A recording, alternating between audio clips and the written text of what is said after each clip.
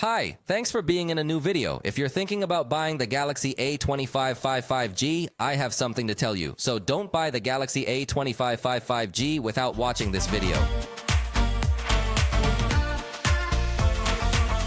Now, let's consider its launch price, which in Mexico has been 6,499 pesos. On the screen, you see the reference price in dollars, but remember that the prices here are not the same as those there. Generally, in Mexico, the prices are a little higher. I will simply tell you that this device does not suit you. Do not buy it for what you most want, because for 500 pesos more, you can get the Galaxy A35 5G, which will improve in many ways and keep the same benefits or the same advantages that we could find in this Galaxy A25, like AMOLED screen, stereo sound, video recording in 4K, good update support, very good security options, good battery, and overall the experience of having a Galaxy.